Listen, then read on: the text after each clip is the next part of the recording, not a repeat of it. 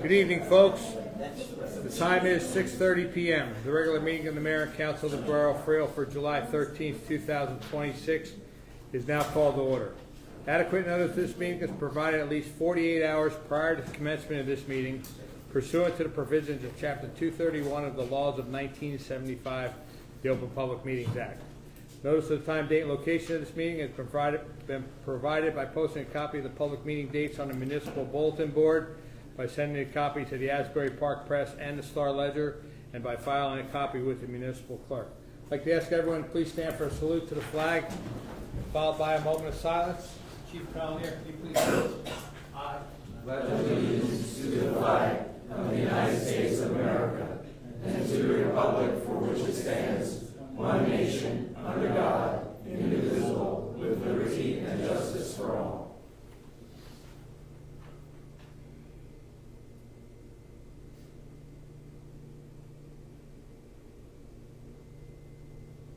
Thank you. Roll call, please. Mayor Kane. Here. Councilman Benedetto. Here. Councilman Friedman. Here. Councilwoman Jordan. Here. Councilman Reich. Here. Councilwoman Rogers. Here. Councilwoman Schutzer. Here. Okay, item 4 on our agenda tonight is the approval of minutes, council meeting June 15th, 2026. I'll second this. Roll call, please. Councilperson Benedetto. Yes. Friedman. Yes. Jordan. Yes. Reich. Yes. Rogers. Yes. Schutzer. Yes. All right, the minutes of the council meeting for June 15th, 2026 are approved. Item 5 is a resolution honoring Freehold Area Open Door on its grand reopening. I'd like to ask Council Member Schutzer if you'd like to talk a little bit about this before we move I'd and like vote to on it. talk a little bit.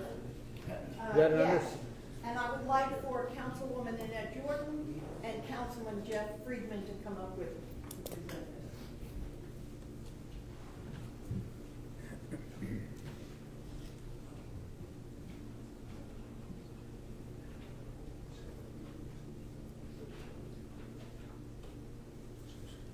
We have a resolution tonight honoring the grand reopening of Open Door, which is a food pantry in our town that does marvelous, wonderful things. I'm not going to read this resolution tonight because it's full of the facts and figures about Open Door and what they do.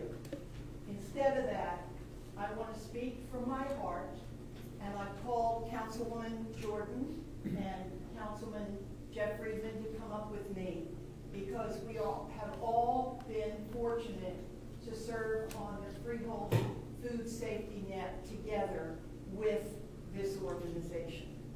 So right now, I would like for you to come up and join us, Geraldine and your guest.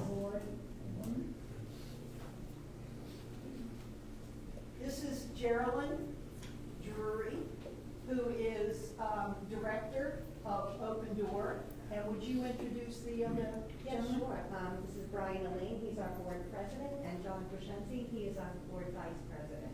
Okay. Well, welcome. And gentlemen, I hope you're ready to hear what we have to say about Open Door. Early on in the pandemic, it was very clear that we had folks in our community who were food insecure, housing insecure, just lots of insecurities. And it became very clear to us that we were not able to have any one agency handling this. So under the direction of Jeff Friedman, who is the chair of our Food Safety Net, which still meets, then we met 3 times a week. At the beginning. Now we meet twice a month virtually and try to handle the issues. But early on, when this was, when we started the Food Safety Net, which was the idea of Steve Gallo, our administrator, and our mayor, it was very clear that Open Door was taking a lead in this food distribution and our care for the folks in our town who were really struggling. During our meetings, Open Door has fed thousands of people, and they continue to do so. That alone is miraculous. But it became very clear with all of the agencies who joined and were a part of the food safety net, it became very clear that Open Door, under Geraldine's direction, took the lead. And if Casa Freehold, for example, would say, we're running short on this or that, Geraldine said, we'll help you out. And the next day, they had whatever it was that they needed. And for those among us who are cynical and say, we fed too many people and took too good care, you have no idea until you look into the eyes of a child who's relieved because he or she knows that he'll have food that night for dinner. You have no idea what it feels like to help those folks. And that's exactly what Open Door did during the pandemic, continues to do. Tonight, we have them here because they have moved, they outgrew their home on Throckmorton Street. And they've moved to the old Hill Pots, for those of you who are Freehold people, to the old Hill Pots building on Throckmorton Street, which has a lot more room, the parking's not that great, but has a lot more room. This organization is staffed by volunteers. And we are so grateful.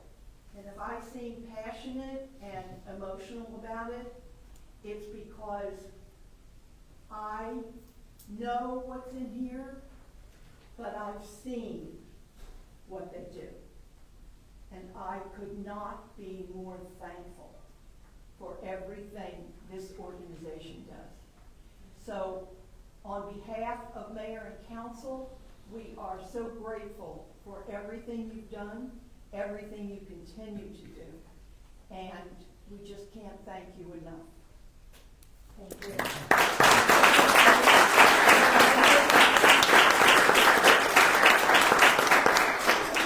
Very quickly, I'm in my 8th year now as a director after our previous director was 25 years, and there's nothing about what we've accomplished that we've done alone, without this community and without the support that was here that existed before we came and that we still continue to get.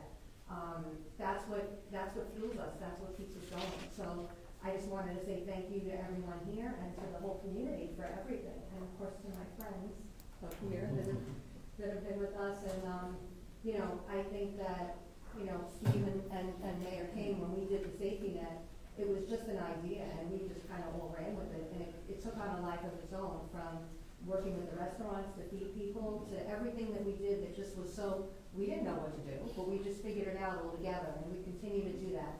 So thank you. I mean, this is the reason why we can continue to open our doors and provide dignity and hope to so many. So thank you so much for giving me that opportunity and honor.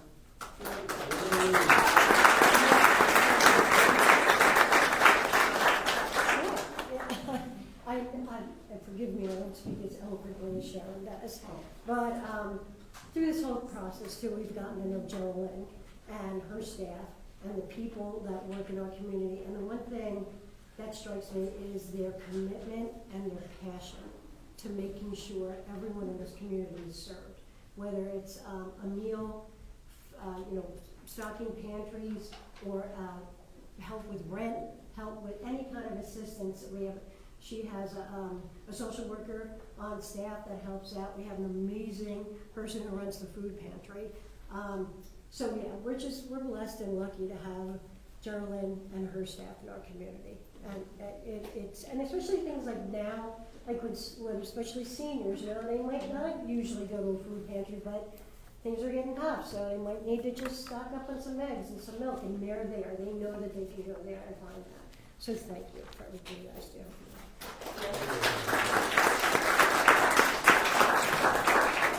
It's been a real honor working with Geraldine and Open Door for the last 10 years or so.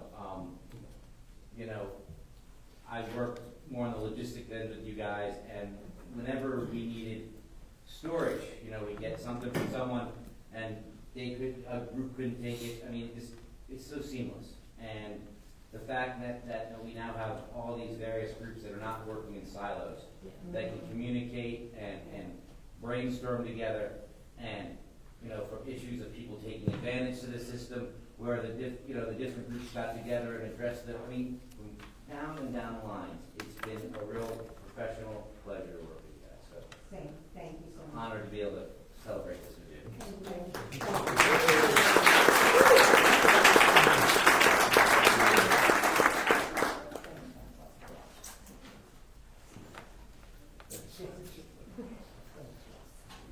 Thank you again, everybody. I'm sorry, I don't know if the grant is not so ready to know. This is not a whole proclamation, that's it.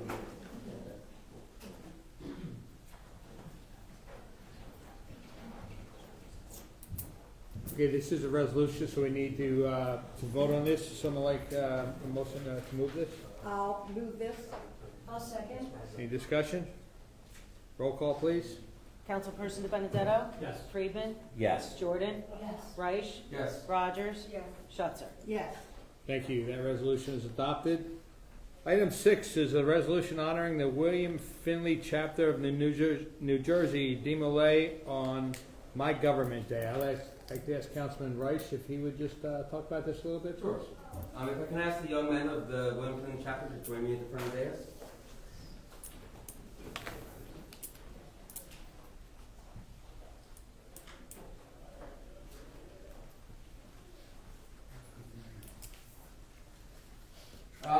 New Jersey, DeMolay was founded in Kansas in 1919. It was for young men ages 12 to 21 and was sponsored by Freemasonry.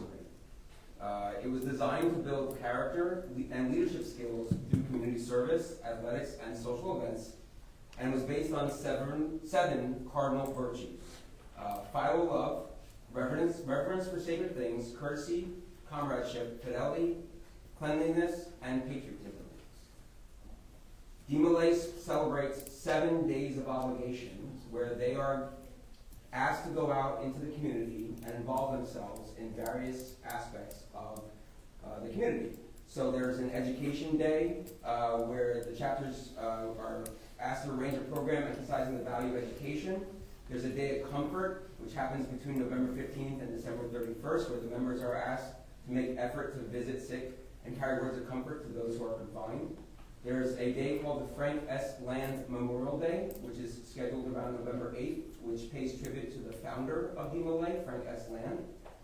There is a Parents' Day between May 1st and June 21st, where the members are asked to give special emphasis to their parents. A Devotion Day around March 18th to ask members to attend church or synagogue or temple as a group to understand each other's religious beliefs.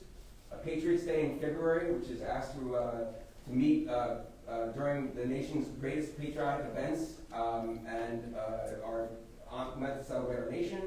And today we are celebrating the My Government Day, which happens in July and is designed to explain the government of a county, state, or community in which the members reside. These members are from the William Finley chapter. They meet in Point Pleasant.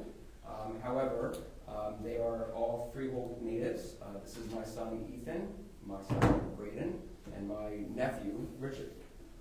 And this makes up the local chapters. Some of the other chapters have a lot of members. This chapter is kind of rebuilding itself. So they're always looking for new members, ages 12 to 21. And actually, Braden is what's called a squire because he's only 10. So if you know any young men that are looking to improve themselves and to make some new friends, please come reach out to me, and I'm happy to introduce you to these fine young gentlemen. In the audience tonight are the chapter leaders and the mentors here, and we appreciate them coming out. I gave a tour of the municipal building earlier before the meeting, and as I speak longer, they squirm a lot more. Don't know anybody else in the room who does that. He might be sitting over there. But for today, for their My Government Day, the mayor was kind enough to offer up a resolution that I'd like to read into the record. Borough of Freehold resolution of the Mayor and Council of the Borough of Freehold honoring the William Finley chapter of New Jersey, Demolay on My Government Day. Whereas the Mayor and Council of the Borough of Freehold recognize that the youth of our community are its most valuable asset and the future leaders of our society. And whereas Demolay International is a premier youth leadership organization dedicated to preparing young men to lead successful, productive, and patriotic lives by emphasizing character, civic responsibility, and strong moral values. And whereas among the core tenets of the organization are its 7 obligatory days, which include My Government Day, an annual observance celebrated throughout the month of July. And whereas My Government Day is purposely designed to educate members on the vital mechanics of local, state, and national governments, thereby fostering a deep respect for public service, civic engagement, and the fundamental virtue of patriotism. And whereas on this 13th day of July 2026, the young men of the William Finley chapter of New Jersey Demolay have demonstrated their commitment to these ideals by actively participating in and attending an official public meeting of the Freehold Borough Mayor and Council. And whereas such dedication to understanding local governance and exercising civic responsibility deserves the highest commendation and public recognition from the governing body of this historic community. Now therefore be it resolved by the Mayor and Council of Borough of Freehold, County of Monmouth, State of New Jersey, that the William Finley chapter of New Jersey Demolay is hereby officially recognized, commended, and congratulated for their exemplary participation in My Government Day. Be it further resolved that the Borough of Freehold extends its sincere gratitude to the members and advisors of the William Finley chapter for their ongoing dedication to leadership, community service, and good citizenship, and wishes them continued success in all their future endeavors. Signed, Kevin A. Kane, Mayor, July 13, 2026.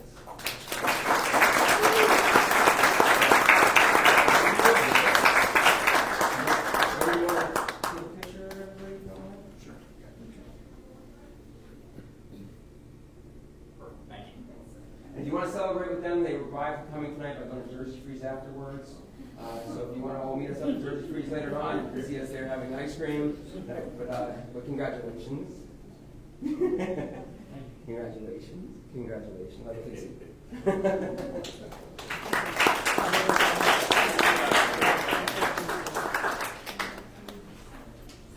Mayor, if I might, huh? Oh, we have to vote. Yeah. Again, this is a resolution. I'd like to ask somebody to move this, please. I'll move it, please. We have a second? I'll second. Any discussion? Roll call, please. Councilperson De Benedetto? Yes. Friedman? Yes. Jordan? Yes. Reich? Yes. Rogers? Schutzer? Yes. Okay, this resolution is adopted. Yes, when we were doing that resolution, a gentleman came in, John Lambert, right here, and the Open Door folks just left. Did you see them outside? We ran into each other. Okay, John, I want to introduce John because John is with the Reformed Church and a very, very accomplished and excellent musician, he and his wife. And they have partnered with Open Door to provide twice a year camps for our youth, fine arts camps and STEM camps for our youth.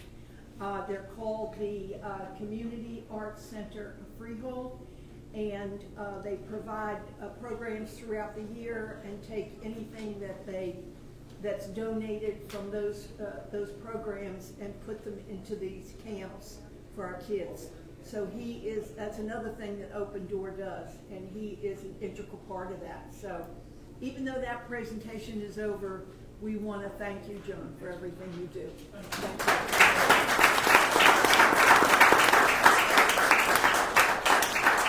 Thank you for adding that, Sharon. Item 7 this evening is a veteran recognition program. We have a presentation. I'd like to ask Dan Xavier if you'll please present on this? Hello. So, one other thing that Open Door does, which they didn't mention, but they also give out scholarships for our local students, which they gave out scholarships this year to, I believe it was 10 high school students, graduating high school seniors. So it's another thing that Open Door does that's fantastic. But I'm not here to talk about Open Door. I'm actually here to talk about the Freehold Borough Veterans Initiative. So I was asked by Councilman DiBenedetto to come and provide an update on this program. As you might recall, I presented this a little bit over a year ago.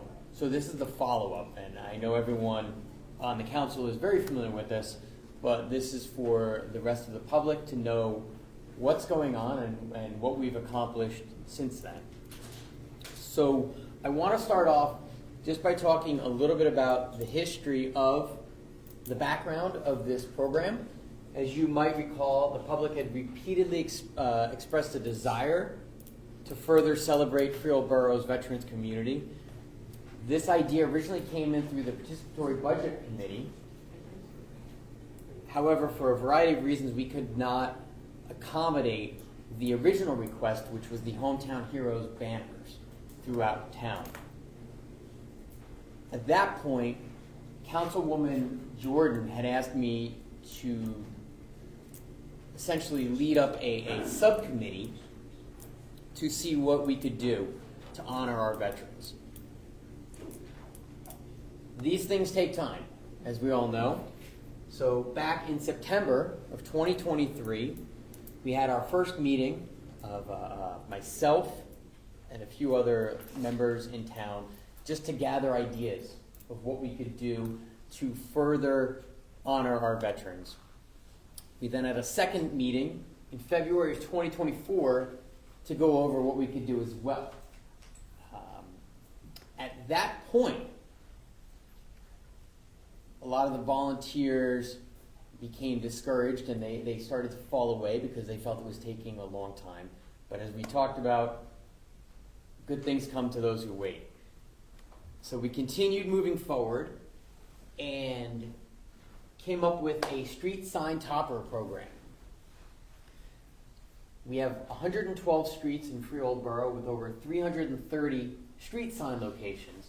So the idea, the original concept, was to attach little street sign toppers honoring our local veterans throughout town. And we can do this on a repeat basis, 15 per year. Although for extenuating circumstances, we've had a few more because we've had some older military veterans and we wanted to make sure that they were honored. So this was the original concept. And the original program details were very high levels. It would be open to all military members, regardless of prior service, deployment, or combat status, as long as they met the following criteria. They received an honorable discharge, and they were a Freehold Borough resident, which we then had to define what a Freehold Borough resident really was. And service members would be asked to donate a cost to offset the investment for the sign and for the placement of the sign. But we also determined that any local veteran or civic organization, we would be more than happy to cover those who could not afford the suggested donation, because all veterans should be honored. So that was the idea. And then when we thought about it a little bit more, we wanted to make it so Memorial Day we would be honoring 5 deceased veterans, and July 4th, Independence Day, and Veterans Day, those other 2 days we would be honoring 5 living veterans, starting with the eldest. There would be a 30-minute public ceremony to be conducted by elected officials and veterans organizations for the benefit of the honoree and the honoree's families. So that was the idea. So it was, this will be easy. We'll get this done in like a week.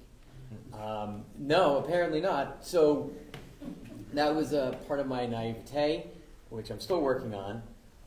The first thing we had to do was actually codify this and make sure it was a legal program and figure out all of the details. So we worked with we received alignment with our veterans organizations in town. It was the American Legion, the VFW, the Marine Corps League, etc. Then we received legal review and approval from our borough council. Then we had to receive budget approval and achieve net neutral funding status, which we worked with our borough treasurer and our borough business administrator. Thank you very much. And then we had to get our leadership approval from the mayor and council. It was a fantastic, it was a long process, but a very, very, very thorough process, which now we know can live on and on and on. We then had to figure out the designs. We had several different designs. We went through actually 5 different design stages. We wanted them to be understated and simple, yet complement the historic nature of Freehold Borough. And we looked at a variety of different ideas. And that also took time as well. And then you guys had me present to you, once we had aligned all of that great stuff last spring. During that time, I was also starting to get applications. We had to solicit to get members of the community that would actually want to be a part of this. And nominations started going in. So it was a lot of letter writing, a lot of sending it through different veterans organizations all throughout town. And then there was a promotional campaign as well, trying to get people excited about it. It was on the news, it was all over the place, trying to really get people thinking about how we can honor the veterans differently. And then building up the database. So building up the database was another thing. Going through all of the applications, validating them, make sure they're all qualified, going to the qualifications that we talked about before. I've actually received quite a few from other towns. And we've received compliments from other towns as well, saying that they would ask if we could do this for them, and I explained that it's not how it works. And last June 17th, this was probably a by note that most people didn't even notice, but this meant a lot. On June 17th, CR 18, the mayor and council, you all approved this. It became real. So all of that work took a long time. So this is where we ended up. We had our first ceremony last Independence Day weekend, and it was for, now he's, unfortunately, he's a deceased member. Charlie Butkus was the first one. And then we went on to a 102-year-old, well, at the time now he's 103, but a 102-year-old veteran, is a naval, a torpedo Spitfire bomber of World War II. We had Bill Madden. Also, sadly, some of these members have passed away since these ceremonies, which is another reason why this was very important to get this done. One of the things that we do is we advance all of the elder members. We kind of bump them up in the order to make sure that they're able to see this. So unfortunately, Bill passed away shortly after this, and same with Mr. Butkus. Then we went on through Veterans Day, because again, this was not a one-time thing. We had it for Mr. Daisner, we had one for Mr. Daly. We have some from members right in this room, right here, Miss Curry. We also had for other members as well, Army. It's been a fantastic program. And Mr. Hedgie, which has been great, just having these gentlemen, ladies and gentlemen, be able to see this has just been a truly great thing. And then we went to Memorial Day of this year, and what made me most proud of Memorial Day this year is that it rained. if you all remember, it rained. And despite the rain, nobody had, from the roads department that helps with the coordination, with the police, with all the members up here on the dais, nobody even questioned if we should still do it. And it really, really made me proud. It did not deter the crowds. They came out. And even though it was just on and off, chilly, and rain the entire time, it was fantastic. We made up for it that day. And then, this past Independence Day, we went from the chilly rain to 105 degrees. And again, not one person that I previously mentioned said anything about it. And it was a long, very hot day. And everyone was just out there, and it was just an incredible, incredible time. And again, this made me really proud. And just the crowds continue to get bigger. Every one of these ceremonies, between Independence Day of 2026, Veterans Day, Memorial Day, now Independence Day of 2025, now of 2026, crowds have gotten bigger and bigger. We've gotten a lot of publicity, a lot of people have been expressing interest. Our database has grown. We have probably over 60 people waiting. And it's just been an absolute fantastic time. And there's Mr. Arcolio, who's up there in age. It was great to see him out. He's really excited about it too. And as we went forward, started figuring out some other things. So on Memorial Day, I started realizing we should start writing up a little something. So I've been writing up for each incoming member, and I'm going to go back and retroactively write up ones for the previous members who were inducted. I started writing up a story, telling them about their military service and what they did prior, and when they were in the military, and then what they did after they got out.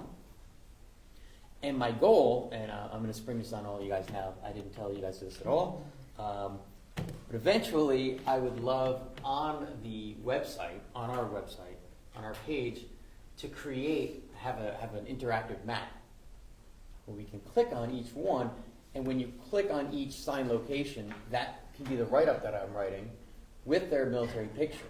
And we can show the video that I know Mr. Gallo has been recording from all of the ceremonies, so we can have those on there as well. It's been a fantastic program. These are all of our inductees to date. I'm just getting ready to start writing up all of the releases for Veterans Day that are coming up in this November. But it's been really good. Obviously, the idea was 5 a year, but you can see there's a few more that have more than 5 because we have older members and we just kind of get them to the front of the line. So one thing I wanted to say, I might have the privilege of serving as the public face of this program. Its success is truly the efforts of everyone on here as well. It's not just me. None of this would have been possible without the dedication, expertise, and partnership of all of the incredible people on here. I just like to actually recognize everyone. So, Councilwoman Jordan, Business Administrator Steve Gallo, Cheddar Bob, Robert Lithgow is not here. Chief Connor, thank you. We also have the roads and the streets and roads department. They are fantastic. From helping with the signs, mounting them that day, going with us all day, mounting them all, having water on hand this past summer, Independence Day has been fantastic. Jonathan Cresco, Richard Mount, Brian Howley, Angel Colon, who's also a veteran. He is a veteran, by the way. Alan Edwards, and then back here also Sasha Duckenfeld Doyle. She's been extremely helpful as we've been getting the money in, as I'm taking the donations and getting them. She has been fantastic. And I wasn't going to put this next one, but as I was thinking about it, I really want to thank, and I wrote this, so I'm going to read it verbatim. I would also like to extend my sincere gratitude to each of you. Beyond your ultimate vote of approval for this program, what has meant the most is your presence. Time and again, you have stood side by side with me at these ceremonies, honoring our veterans and their families.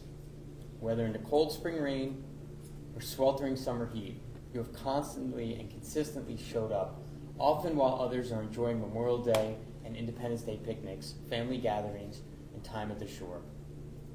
Your commitment demonstrates that honoring our veterans is more than a resolution or a program.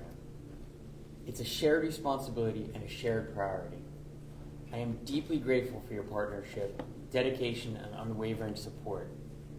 Thank you all for helping make this program possible and for ensuring that the sacrifices of our veterans are never forgotten.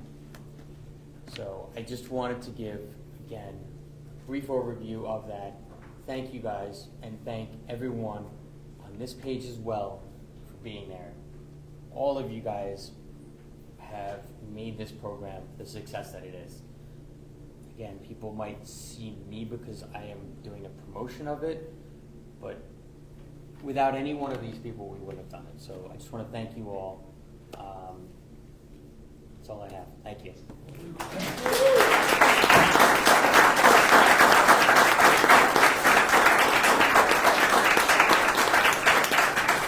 Great job. You know it's a good program when the surrounding towns are begging a guy like Danny Xavier to come help them or do it in their town. So it has rippled throughout the county. Thank you, Dean.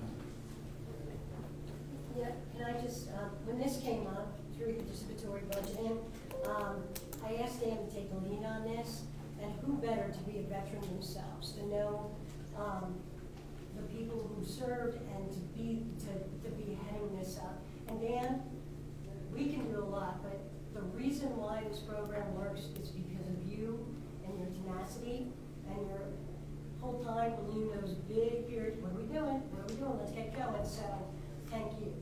And we appreciate everything you do, not only for this, but other initiatives you have as well now. And we greatly appreciate your time and your dedication. And your service to our country.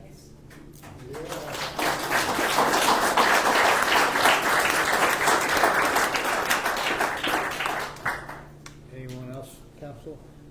I just want to say thanks also, Dan. As you heard me say 1,000 times during these presentations, I feel we don't do enough for our vets. So this is one small thing that we can do. I appreciate all your work. Thank you.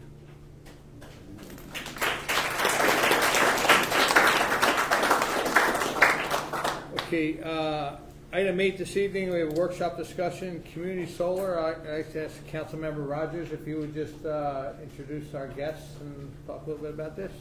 Thank you. So tonight we have with us Joe Brillo from BPU.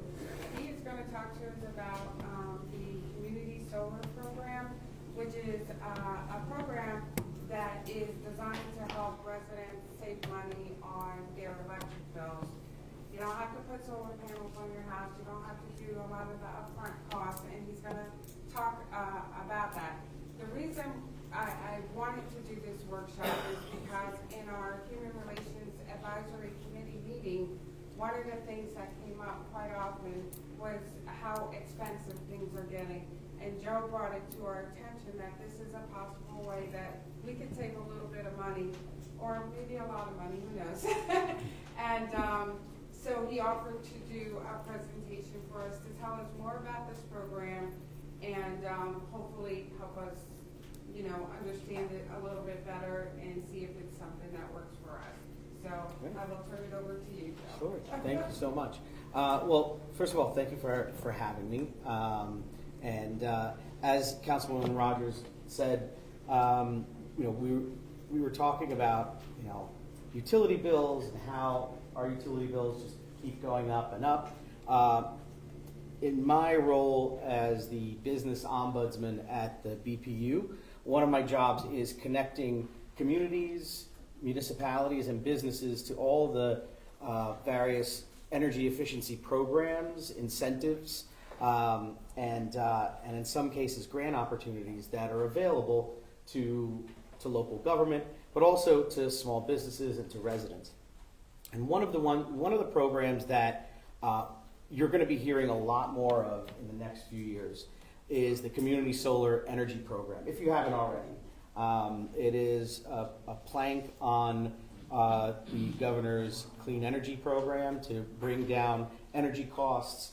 And it's probably the easiest and quickest way to bring down your utility bills by 20% or more. It's vetted by the state of New Jersey, and it requires very little in terms of your actual house. There's no installation, there's no termination fees, no one comes to your home. I always like to say, because I actually just signed up for it recently for my home here, it's about as easy as signing up for like a Netflix subscription.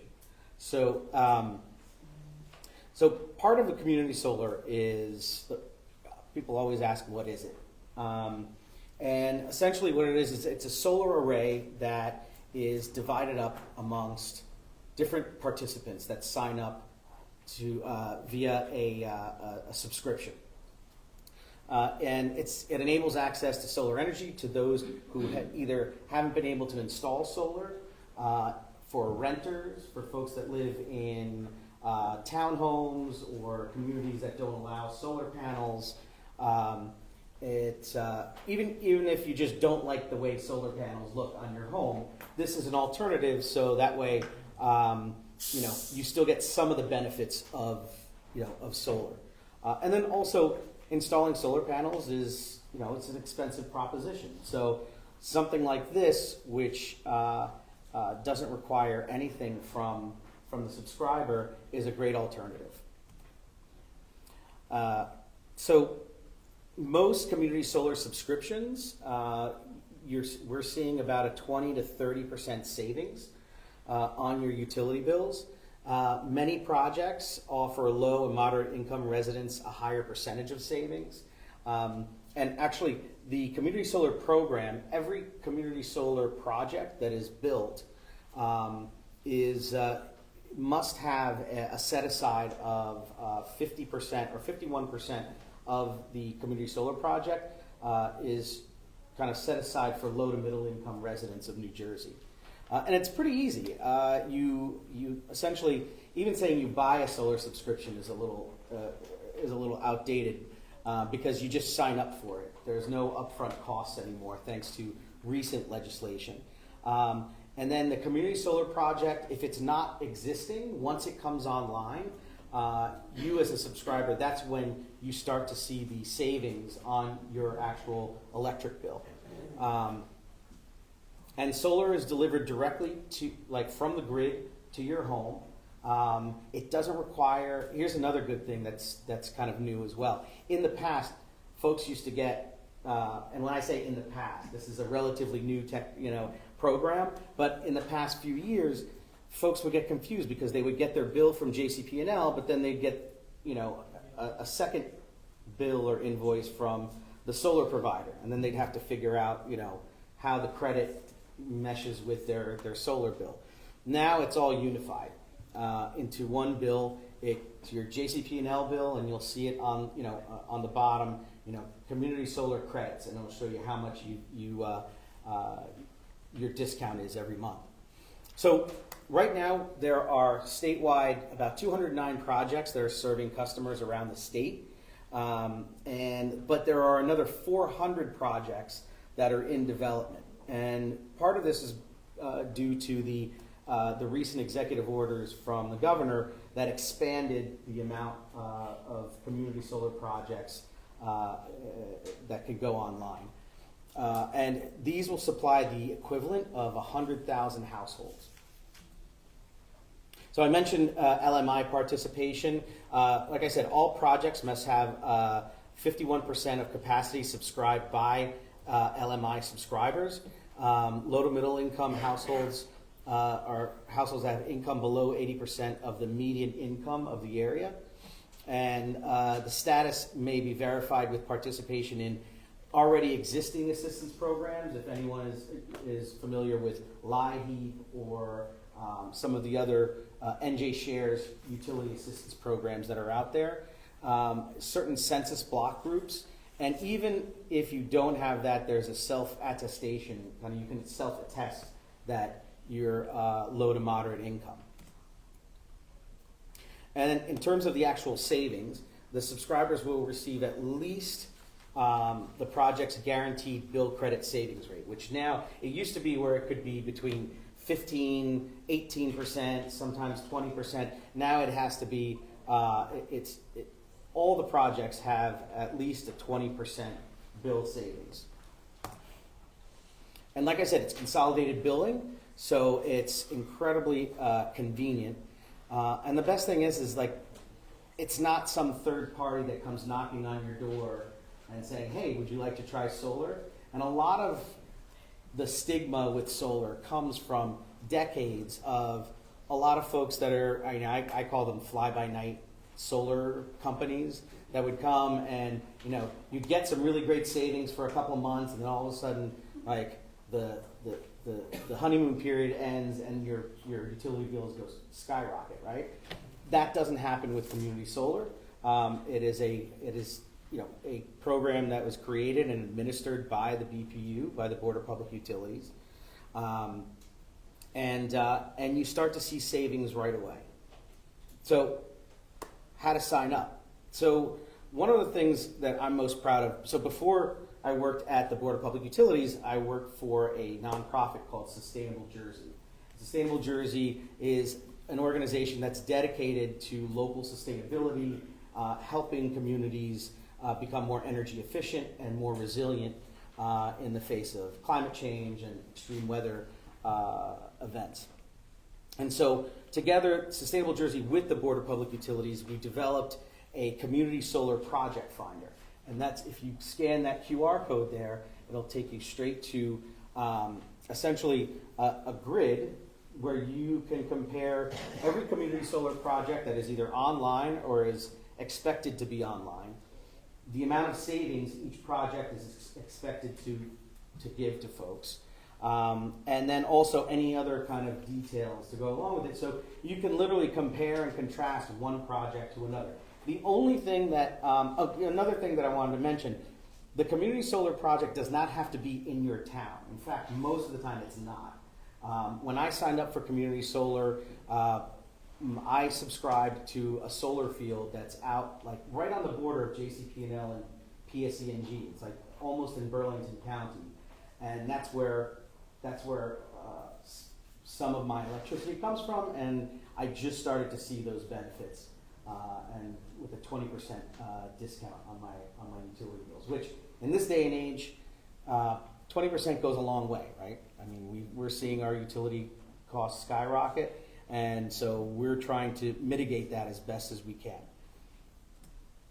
Once you go onto the project finder, this is an example right here of what you'll see, right? So you'll have a developer and a project like Emerald City Solar, and there's a link to the project website. It'll tell you when the project is operational, what the eligibility requirements are, the estimated savings, any contract terms, and then the electric utility service territory that's in. Now, once you enter your zip code, it narrows down the field as well.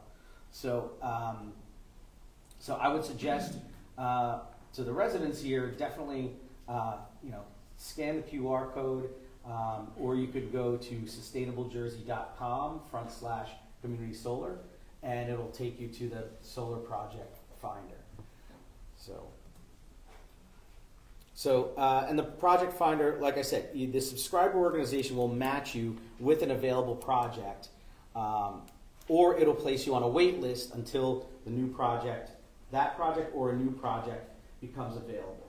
And like I said, because this has become a priority of the current administration and of the BPU, more and more projects are going to be coming online in the next couple of years. So it's something that you're going to see more often.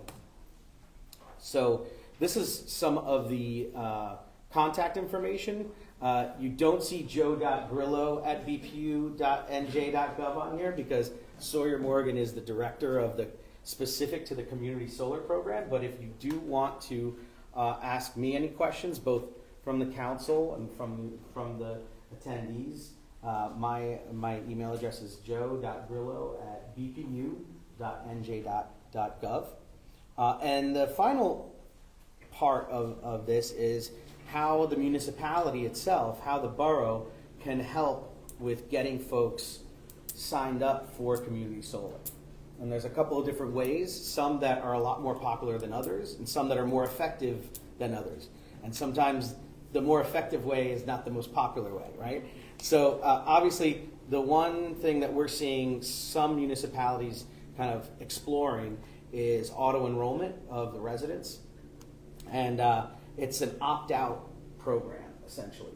So what it means is anyone that is low to middle income is automatically converted from their utility assistance programs to community solar programs, making sure that the savings are greater than what they're getting from the community, from their utility assistance. But it is an opt-out program, so folks, with it comes a large education component of it, which means town halls, education elements like letters, literature in the newsletter, explaining to folks how this works and why this is a good thing for the community.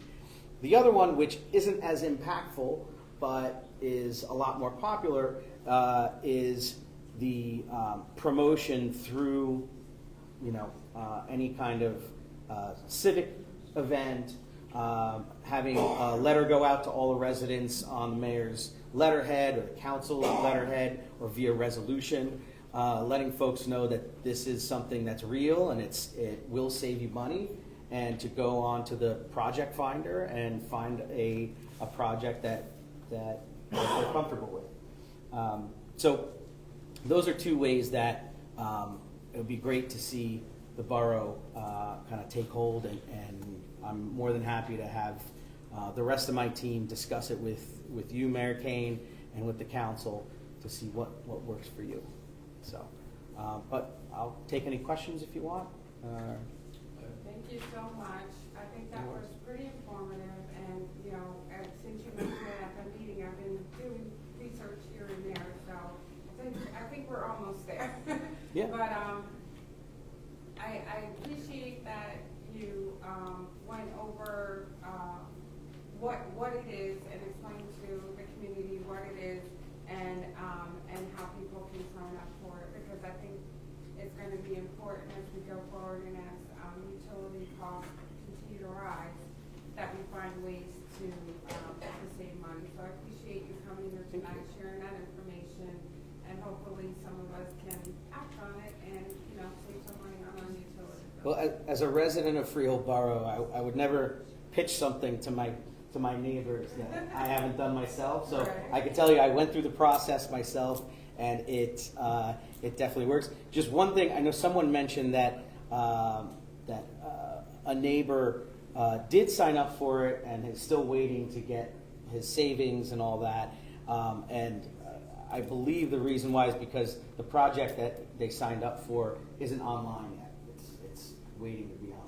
But those kind of things, again, through education, through different kind of outreach to the communities, especially low to middle income folks within Freehold Borough, I think this would be a really great way to get folks registered and have them save some money. So, Adam, you have Sorry, 2 questions. Yeah. So, Joe, thank you for the presentation. I appreciate it. I know we talked about it for a while. It's good to see some visuals on it and information. The first question is, if you sign up with an active project, approximately how long, or roughly how long is it between signing up and the savings start? So they say 2 to 4 months, in terms of, processing, whatever processing entails. It took me, I believe, 2, if not, it may have been the 3rd month after I signed up where I got approved. You get an email, it says, you've been approved, you're going to be at this solar array. Mine was from a company called Perch, and I should have brought my electric bill with me. But you see the savings right there. It takes a couple of months. I would say a few months, and then it will start to show up. But you'll get notified when you you'll start to see it on your JCP&L bill. Second question I have is, does the community itself have a higher amount of savings if it becomes like a block? So if more of the community members sign up, is there more of a savings rate for the community, or is it all just individual? There's more of a savings rate if it's done municipality-wide. Another thing I would say is a third thing that the borough can do, that any local government can do, is to sign up the municipality, meaning the municipal operations onto community solar, so it can show its residents, look, this is how much we saved, and with this case, with municipal operations, it's taxpayer money. This is how much we've saved by enrolling all of our municipal operations into community solar. I'll say another thing too about it is businesses, as long as the business is like a home office or something that entails a residence, like a studio or an art gallery or a law office or anything like that, those home offices or those kind of businesses can also participate in community solar. Thank you. Yeah. Joe, you said to qualify for low income, or moderate, 80% of the median income of what county? Of the county. So it's the county? Yeah. And you said something about 51% of the people that signed up have to be low or moderate income. What happens if it's not 51%? Well, there's other community solar projects. So the community solar project itself has to have a set aside.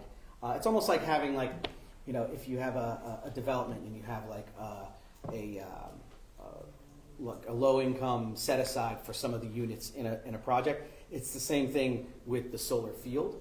So at this point, because we want to entice renters, folks that live in Section 8 housing, folks that previously did not have the ability or the means to benefit from solar energy and clean energy, to get them registered and on the community solar program.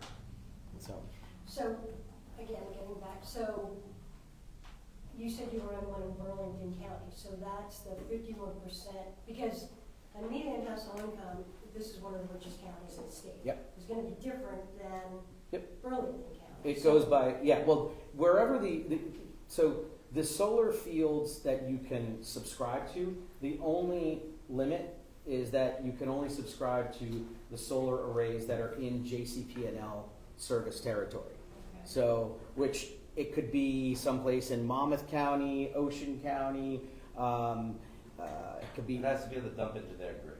It has to go into their grid, exactly. I just have a comment. I think it's important so that we don't get inundated with media, Facebook, whatever. It's important for everybody to understand that this is not something that at this point we are endorsing in any way. This is informational tonight, and this does not mean in any way that Freehold Borough or we are recommending it or endorsing it. This is the first we're hearing of it as well, and thank you, Joe, for coming and sharing with us, but please understand that. Yeah, and look, it's when I say let's continue the conversation, it's let's continue the conversation, because it's something where as the community solar program becomes more and more popular and gets more kind of momentum, it's something where I hope that the borough where I live in kind of could say, yeah, we already know about it. We've been educated on it. So, but like I said, we'd love to have some support in terms of letting folks know more about it, educating them. If you want to meet with the clean energy program, I can arrange a meeting with our staff as well that could talk more about it. Right, and in our meetings, what we had discussed is, it is important that when we come across things like this, that we get the information out there. That doesn't constitute an endorsement or a recommendation. It means that we want our residents to be educated on ways that they can save money. And if we can use something like this to save taxpayer money, we want to support that. So it's, you know, as the HRAC committee, supports, we like getting information out to our residents and having them know and some of the things that we discussed, and that we're there to help them, you know, meet some of the challenges that we're facing during this time. So that is the reason why we have this presentation tonight. I just wanted to get the information out there about it. It sounds, you know, like it's a good program. It may work for some people, it may not. And, you know, at this point, we have the choice in whether we want to pursue it or not. So I appreciate you coming out tonight, Joe, sharing that information, and hopefully we can set up a town hall or something in the future where we can have a more interactive discussion regarding this. Thank you. Thank you, Joe. All right. Thank you, got it. Joe.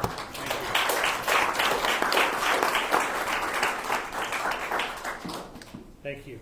Item 9 is our administrator's report. I'll turn over to our administrator, Steve Gallo. Thank you, Mr. Chairman, members of the council on the dais, citizens in the chamber, and those who are watching at home. I'll briefly synopsize some of the activities we've been engaged in over the past month and answer any questions that you may have. With regard to our hometown redevelopment project, the developer is finalizing their acquisition of all the properties in the redevelopment area. They're on track to present to the Historic Preservation Advisory Commission this month, and we expect them to be before the Land Use Board for land use approval in August. Victory Court redevelopment project has been approved, and they should be breaking ground soon.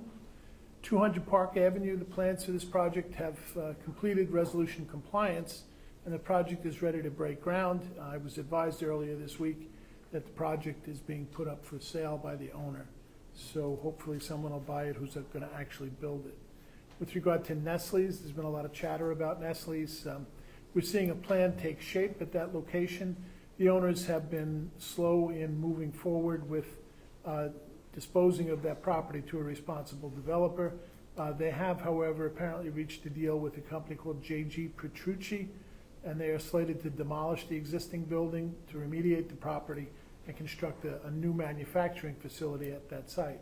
On our agenda tonight, later on, we propose action to add condemnation powers to the area in need of redevelopment declaration, and we also propose a change to the redevelopment plan to prohibit the possibility of data centers at this site. Could you repeat that, please, a little Yes. more loudly? We have to, an action on the council agenda today to prohibit the possibility of data center development at the Nestle site.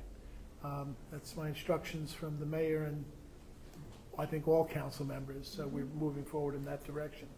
With regard to Freehold Raceway, we continue to explore possibilities with the owners of the Raceway property. At the present time, the area is zoned R10 at the parking lot area, which permits single-family homes, and the Raceway itself is zoned SRO, or Specialty Retail Office District. We expect to reach an agreement with the developer about the future use of the parking lot side sometime this summer and see a project take shape soon. 500 Park Avenue, who the owner also happens to be the owner who's selling 200 Park Avenue, has reaffirmed his intention to move forward with that project, so we expect to see that before land use shortly. With regard to our roadway projects, Bond and Liberty Street is completed. We've closed out that project. Robertsville Mead Runyon Road resurfacing project, the engineer is finalizing the design, and we expect to be out to bid shortly, probably by the end of this week, and then we'll be able to award a contract to the successful bidder in August, and hopefully that work will get underway as quickly as possible. We are dealing with some utility work that New Jersey Natural Gas is doing, so we've kind of had to slow down while they did the work rather than do the work and have them excavate the newly paved street. So their timing is kind of dictating our timing. We also have bids out on the street now for Elm, Patton, Michael, and Pittenger streets. And we expect to receive them before the next meeting and award a contract at the next meeting as well. And we're still waiting for DOT to sent us our permit so that we can put up the Main Street crosswalk beacons that have been in the pipeline for quite a while. That is protection for pedestrians who cross mid-block in the central business district. There'll be a button that they can push, and flashing lights will indicate that a pedestrian's about to enter the roadway. And we're also going to be putting those on the eastern side of Throckmorton and Main Street. With regard to park projects, the Lenore Street Park improvements project it's a Jake's Law Green Acres project that focuses on inclusive recreation possibilities, and we should be out to bid on that within a few weeks. The funding for the project is through Green Acres and the Monmouth County Open Space. Musgrave Park, we are currently out to bid for. We have gotten a large number of companies that have picked up bid packages, and we expect to have a competitive, responsible bid to award in August. Veterans Park, we have to select an engineer for this project. This involves the stairway and lighting improvements, and also, I think, some tables and chairs and such, and some work on the gazebo. So we need to hire an engineer to design that, and that is being funded through grant funding through the DCA as well as Monmouth County Open Space. Wilson Field, we've received grant funding from the CDBG program, Monmouth County Open Space, and the LRIG grant program from DCA to design 2 soccer mini pitches. We need to hire a design engineer for that job. Liberty Street Park, Abington is the engineer, and they're finalizing the plans in advance to go out to bid. This final plan does include a water park feature, which was part of the participatory budgeting program, and as well as pickleball courts.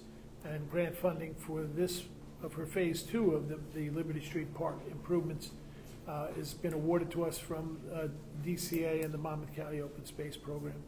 Work continues at the Court Street School Improvement Project, and we're due to have a tour on Friday with, I believe, Councilmember Rogers is joining us, as well as the officers from the Court Street School Community Education Foundation. Anyone who's interested is certainly welcome to come.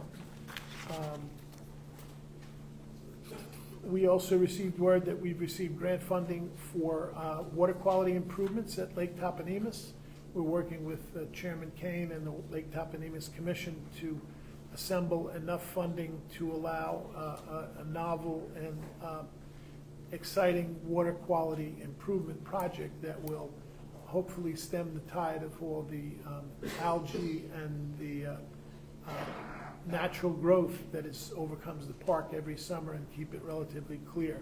So we'll be talking about that very, very soon in the near future. You may be aware that the Borough Code is now online and accessible for anyone who wants to search it, look for a particular ordinance or regulation. They can do that through our website under the Community tab, and then go under the Code book. Parking Utility recently switched payment processes from Flowbird to Park Mobile. That was done because Park Mobile bought Flowbird. More people are familiar with Park Mobile because it's more widespread, and the transition has gone okay so far, but there's some glitch going on with using the QR code or the pay-by-text applications, which are new to Park Mobile. They're not used to working with that, and our staff is working to resolve those issues. The kiosks and the app seem to be working fine. And we do have on our agenda this evening arranging for funding for the resurfacing of the Market Yard, which will be out to bid once we award a contract on that. The lead service line replacement program, we're out to bid. We're accepting bids, I think, this week or next week, to award a contract to replace individual lead service lines in the community. We've done an inventory, and we're going to be conducting those replacements on behalf of the residents so that they won't have lead issues with their pipe leading into their home. We also are proceeding with the water tower refurbishment project through the good offices of our Congressman Conway and the New Jersey Environmental Infrastructure Trust, we should be able to get both water towers cleaned and resurfaced and repainted at no cost to the borough. So that's always a good way to approach it. Everyone is obviously aware that our fireworks were rained out. We had a meeting this afternoon to schedule a substitute event for sometime later in the summer. There's a few details that need to be worked out, but we expect to have fireworks somewhere in the borough this summer for the community to enjoy. And let's see what else we got. Under new business, we're still working with the engineers who are working on the Barklow and Brentwood traffic problems. We expect to, we're seeking funding right now for some of the improvements that they recommended. And once we have some funding in place, we'll execute those improvements. We have received reports that some of the work that was done both by our police department and by some signs that we put up seem to have had a good effect on traffic in that area, particularly truck traffic. Safe Routes to Schools project, a contract's been awarded to SVT Engineers. They were one of the engineering firms that participates in the DOT's pre-selected engineers. Because we use them, we don't have to pay them. It's paid directly from the DOT's Design Assistance Program, and that project should be taking shape and moving forward in the near future. We expect a kickoff meeting with them, hopefully sometime either this month or next month. And you'll remember that we made a switch in a portion of our health benefits, employee health benefits plan, where we switched our pharmacy benefit managers from OptumRx to VerisRx. We've had very few problems, but we are seeing some significant savings going forward. We want to give it a couple more months and we'll have a report that details those savings. We're also working with Councilman DiBenedetto on reviving the sidewalk repair project that we did a few years back, and having that available to offer to those who would like to participate in a project that helps defer a portion of the cost of the sidewalk repair. So that we should have some announcements on that in the near future. So that's what we got. Thank you, Steve. Any questions or comments from council? Yeah, I have a question. With the Nestle, you were talking about the kind of what's being worked on and the next steps. Sure. Now, back in April 2024, there was a redevelopment plan that did not have combination, right? Somewhere back then. That's correct, yeah. And this negotiation with, you may not be able to opine, but this negotiation with Nestle and this new person, when we've known this guy's been interested in this space for a bit, right? Sure. And Nestle kind of just seems to have acted since we did this combination thing. Well, it's a complicated Can I opine situation. in that way? Well, yeah, I think your inference is correct. I think that this has been an interesting road with Nestle's. Frankly, they shuttered their doors suddenly on us. We couldn't get any traction with having reasonable conversations with them. They represented to us that they were going to try and negotiate with their unions and see if they could get some givebacks to try and keep the place open. But that never came to fruition in terms of, they did have a conversation about a week before they announced they were closing. And we tried to communicate with them. They had, their contacts were all in Washington, D.C., and it was difficult getting any word from them. We've subsequently found out that the premises were quite polluted over the years. I remember being advised that there were 67 monitoring wells on the site. So there's groundwater pollution. And they're not just on the site, they're well off the site. They just installed one out the front door of Trey. There seems to be some migration that's going on. So there's an environmental issue there. So during the announcement that Nestle's was closing, we prepared a redevelopment strategy. We declared an area in need of redevelopment, which it certainly qualifies for under the criteria offered by the state. And we were hoping for a responsible developer who could help us first and foremost with coming up with a mechanism to replicate those jobs that we lost.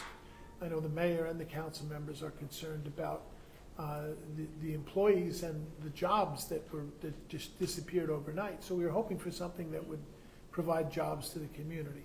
that was kind of one of our criteria that we wanted to make sure we achieved. And we had various and sundry proposals. We had a kosher chicken processing facility that wanted to come to town. We had a fellow who wanted to manufacture ricotta cheese. We had a hydroponic cannabis operation.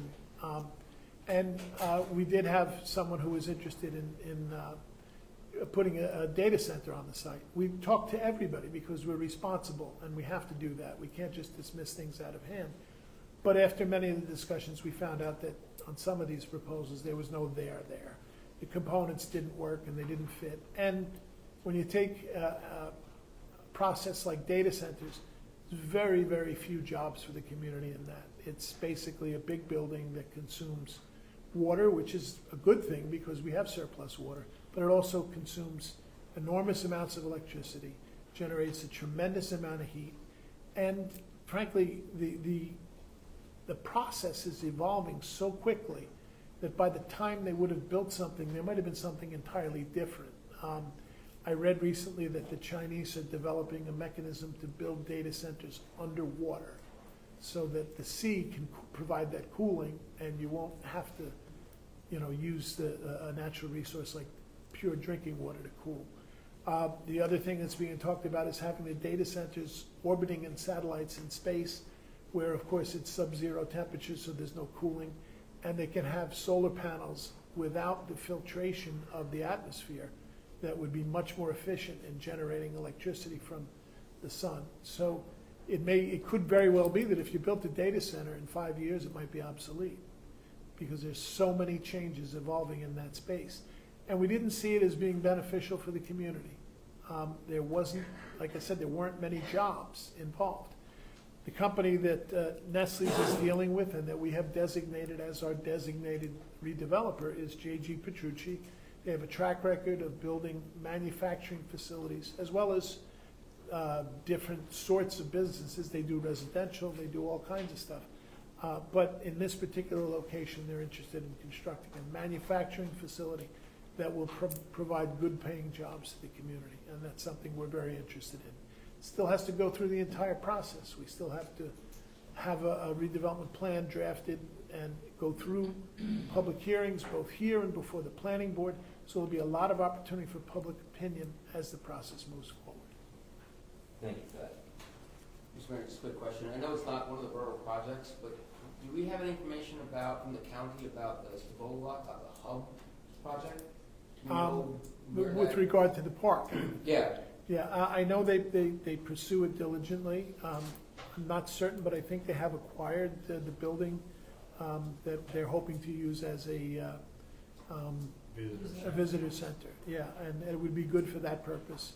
I can inquire and I can give you, both you and the council an update within a day or so. They're extremely professional people. The Monmouth County Parks people are superb.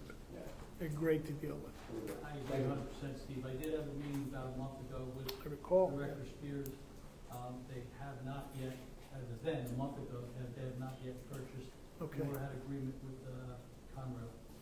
Right. They're not running, have an agreement to coexist with each other. Yeah. Steve, also, we are addressing the renewed concerns about the water on Enright, correct? I haven't heard anything new. We got a email. sorry.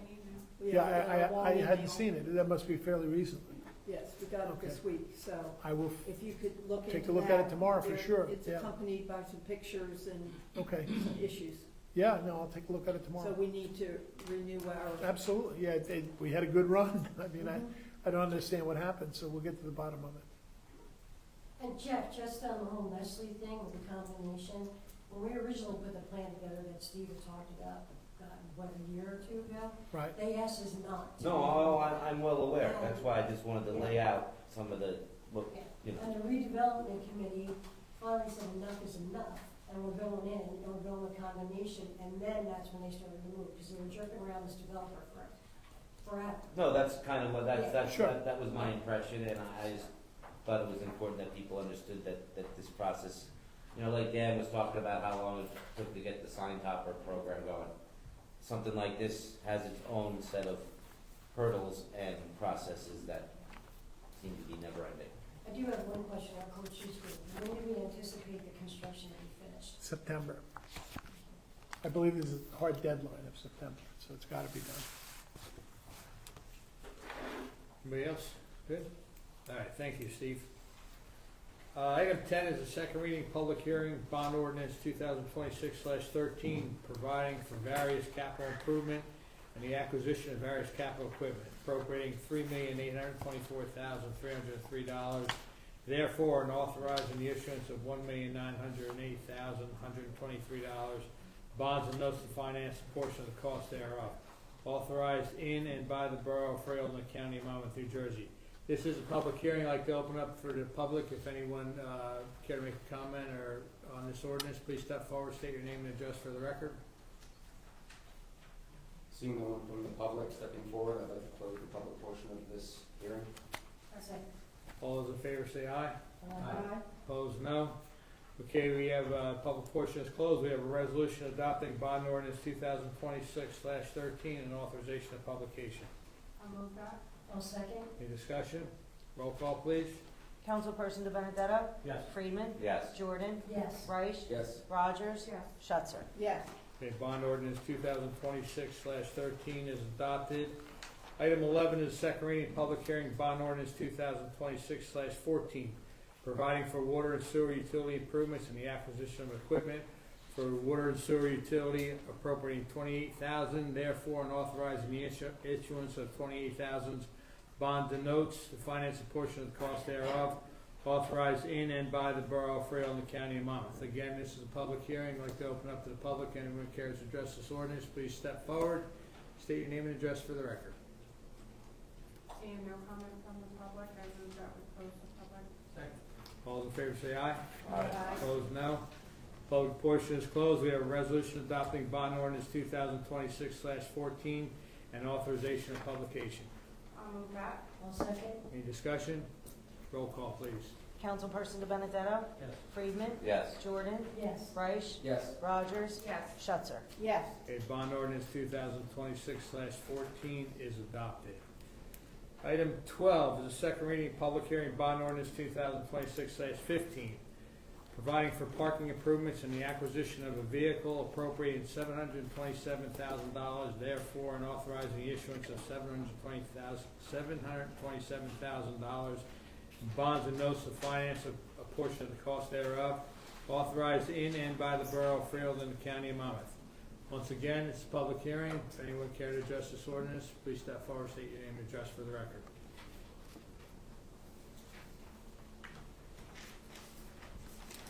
Chris Velasco, 3 Phyllis Road. If I'm not mistaken, don't we already have 2 cars with parking utility There's, when it was created? there's one old police vehicle that's currently in use, but it's not in good shape. But when the utility was created, You know, 2 vehicles were purchased. I don't believe that's true. They may have been authorized, but we may not have purchased them. Okay, all right. So this will be the second car? Well, the other ones don't go out of service, and it's not a car, it's a smaller vehicle. We're trying to save some money. I think it's a Polaris. And this new one is going to have capabilities to do other things like Sure. plow and that kind of thing. Okay, all right. No, because I'm looking just at 10, 11, 12, and the amount that needs to be appropriated, and the bonds and notes, it's a significant amount, so I'm just like worried about our debt. So I just want to clarify about how many cars we have and how many we need. Okay, thank you. Thank you. I questioned the same thing when it was the first reading, and the explanation that I got, what I was shown, satisfied me. I had the same question. Okay. Anyone else from the public?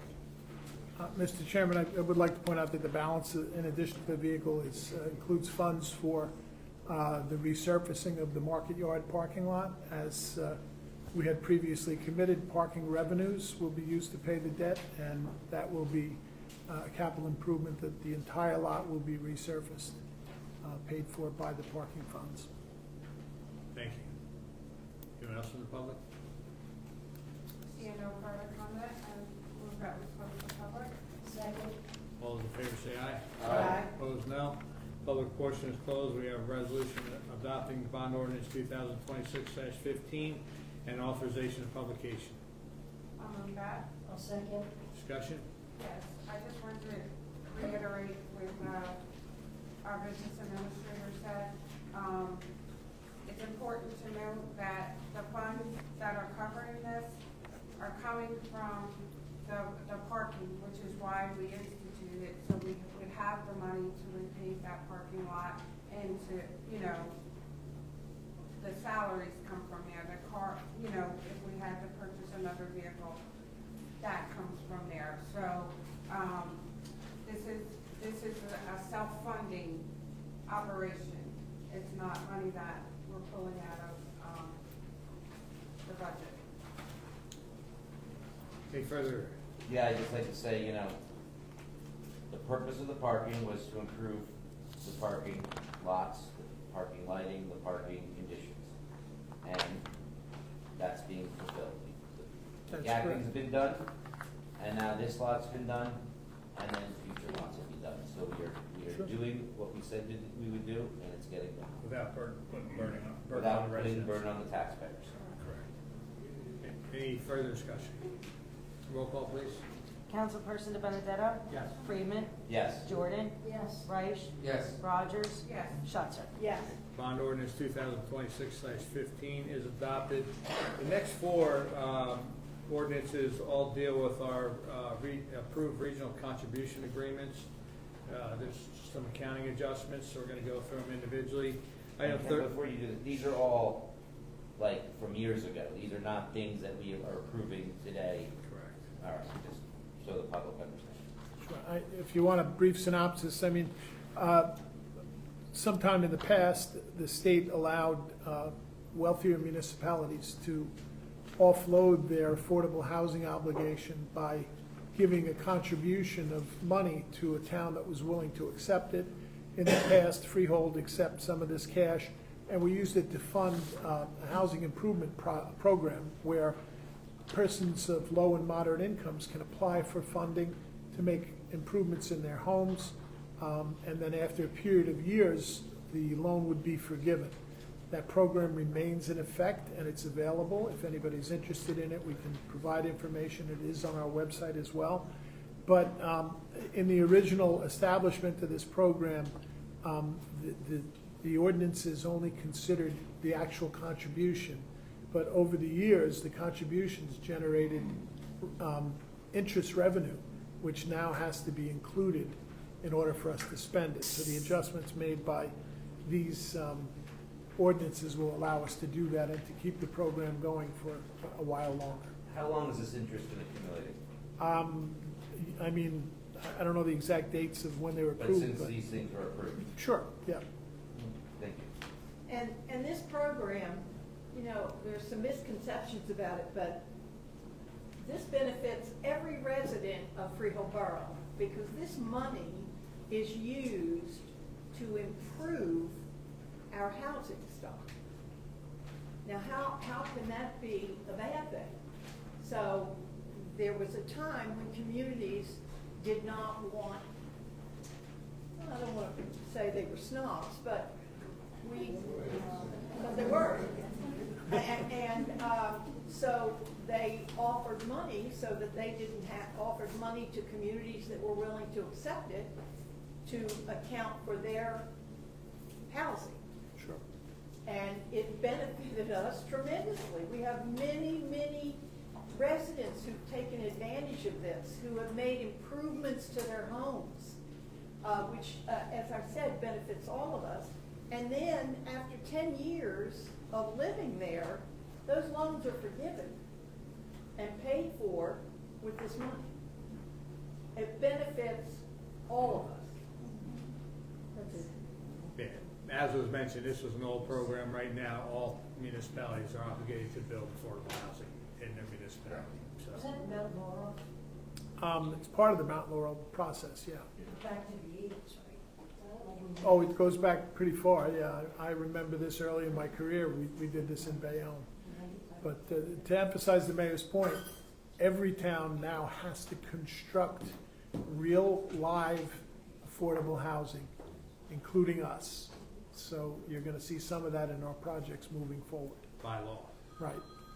Okay, item 13 is a second reading public hearing ordinance 2026/16, amending and supplementing an ordinance pursuant to provisions of an approved regional contribution agreement with the Township of Freehold, known as RCA 1. Again, public hearing open up to the public. If anyone from the public, anything on this ordinance, please step forward, state your name and address for the record. Seeing no comment from the public, I move that we close. Second. All in favor, say aye. Aye. Opposed, no. Okay, the public portion is closed. We have a resolution adopting bond ordinance 2026/15 and authorization of publication. I'll move that. Second. Any discussion? Mr. Mayor, just the clarification, correction, that's 2026/16 for this one. Yes, thank you very much for that. 2026/16. Okay. Roll call, please. Councilperson De Benedetto? Yes. Friedman? Yes. Jordan? Yes. Reich? Yes. Rogers? Yes. Schutzer? Yes. Okay, bond ordinance 2026/16 is adopted. Item 14, second reading public hearing ordinance 2026/17, amending and supplementing an ordinance pursuant to the provisions of an approved regional contribution agreement with the Township of Freehold, known as RCA 2. Again, public hearing, open up to the public. If anyone from the public care to address this, please step forward, state your name and address for the record. Seeing no comment from the public, I move that we close the public portion. Second. All in favor, say aye. Aye. Opposed, no. Public portion is closed. We have a resolution adopting ordinance 2026/17 and authorization of publication. I'll move that. Second. Discussion. Roll call, please. Councilperson De Benedetto? Yes. Friedman? Yes. Jordan? Yes. Reich? Yes. Rogers? Yes. Schutzer? Yes. Okay, ordinance 2026/17 is adopted. Item 15, second reading public hearing ordinance 2026/18, amending and supplementing an ordinance appropriating $31,000 which shall be paid by the Township of Marlborough pursuant to the provisions of an approved regional contribution agreement developed in accordance with the provisions of NJSA 52:27D-3 et sec. for creation, development, and implementation of a housing rehabilitation program within the borough of Freehold. Again, public hearing open up to the public. Seeing no comment from the public, I move that we close the public portion. Second. All those in favor say aye. Aye. Opposed, no.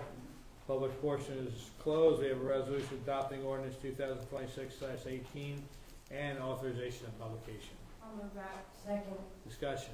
Roll call, please. Councilperson De Benedetto? Yes. Friedman? Yes. Jordan? Yes. Reich? Yes. Rogers? Yes. Schutzer? Yes. Okay, ordinance 2026/18 is adopted. Item 16, second reading and public hearing ordinance 2026/19, amending and supplementing an ordinance appropriating $605,000, which shall be paid by the Township of Howe pursuant to the provisions of an approved regional contribution agreement for the creation, development, and implementation of a housing rehabilitation program within the borough of Freehold. Again, we'll open it up to the public. Seeing no comment from the public, I move that we close the public portion. Second. All those in favor say aye. Aye. Opposed, no. Public portion is closed. We have a resolution adopting ordinance 2026/19 and authorization of publication. I'll move that. Second. Discussion? Roll call, please. Councilperson De Benedetto? Yes. Friedman? Yes. Jordan? Yes. Reich? Yes. Rogers? Yes. Schutzer? Yes. Okay, ordinance 2026/19 is adopted. Item 17 is a second reading and public hearing ordinance 2026/20, amending and supplementing Title 12, Streets, Sidewalks, and Public Places by amending chapters 12.16.04, Street Openings. Again, we're going to open up to the public. I know. What do you mean by? Please step forward, state your name and address for the record.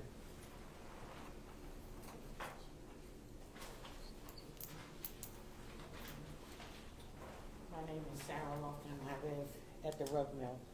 So I want to know, what do you mean by street opening? For parking? Can- No. Now, this is for utility work. You've paid. Basically anything bigger than a 3x3 piece, whoever's opening the road, whether a utility company or whatever, is gonna have to go curb to curb for a certain length of, instead of putting patch, Yeah. for example, somebody runs down, puts something down the middle of the road and they just patch it, they're not gonna be able to do that. Oh, They need to go curb to curb. It's not. Not like what we've been dealing with in the past. Yeah, this is a Okay. lot That's stricter. what we've been doing for the last couple of weeks, right? Yes, With the opening of the pipes, right? that's correct. Yeah. Right. Sure. Just need your name and address for the record. It's John Lambert from the Community Arts Center at 67 West Main Street. I'm not making a comment about anything you're saying, but I brought another project that I wanted to talk to you about. Oh, that's, you got open Yeah, at the end. At the end, You got well, At the public end. comment. public comment at the end. Thank you. Sorry. Few more. Anyone else care to comment on this ordinance? Seeing no further comment, I'll make the motion to close the public hearing. Second. All those in favor say aye. Aye. Opposed, no. The public portion is closed. We have a resolution adopting ordinance 2026/20 and authorization of publication. I'd like to move this, please. I'll second. Any discussion? Roll call, please. Councilperson De Benedetto? Yes. Friedman? Yes. Jordan? Yes. Reich? Yes. Rogers? Yes. Schuster? Yes. Okay, ordinance 2026/20 is adopted. Item 18 is a first reading and introduction ordinance 2026/21, amending the Nestle redevelopment plan. I'll move that. Second. Discussion? Can we just note what the amendment is? Number 11, removing data centers, right? Planners, you guys wanna Sure, good just evening. opine? Francie McManaman For the from public. Madam and Sutton and Mountain View Service Redevelopment Council to the Borough. So the ordinance that's being introduced this evening, as noted, is amending one provision within the Nestle redevelopment plan, which was already adopted back in 2024, I believe. And that one provision, as noted, is to remove as a permitted use data centers. So as noted in section 3 of the ordinance, currently the redevelopment plan permits data centers, and it will be stricken from the body of the redevelopment plan and be marked as reserved. So data centers will no longer be a permitted use in the redevelopment plan. Thank you. Gee, Thank you. according to us, according to Any, social media. any further discussion on this? Do we have a roll call, please? Councilperson De Benedetto? Yes. Friedman? Enthusiastically, yes. Jordan? Yes. Reich? Yes. Rogers? Yes. Schuster? Yes, amen. Okay, ordinance 2026/21 is introduced. Item 19 is our consent agenda this evening. Just to note that matters listed under the items of consent agenda are required to conduct the day-to-day operation of the borough and will be enacted by one motion in the form listed below. There will be no separate discussion of these items. If discussion desired of any items, that item will be considered separately. We're going to pull out item CR6. Okay, so would somebody like to move consent agenda items CR1 through CR5 and CR7 through CR10? I'll move those. Second? Second. Any discussion? Roll call, please. Councilperson De Benedetto? Yes. Friedman? Yes, but I abstain on CR7 and CR8 as I'm the treasurer for Neighborhood Connections Act. Jordan? Yes, but I'll also abstain from CR7 and CR8 since I'm on it. Reich? Yes. Rogers? Yes, abstaining from CR9. Schuster? Yes on all Okay, so CR1 through CR5 and CR7 through CR10 are adopted. Consent agenda item CR6, designating the area identified on the tax maps as Block 93, lots 1.02 and 50, commonly known as the Nestle facility, as a condemnation area in need of redevelopment pursuant to the local redevelopment and housing law NJSA 48:12A-1 et sec. Someone like to move I'll move that? that.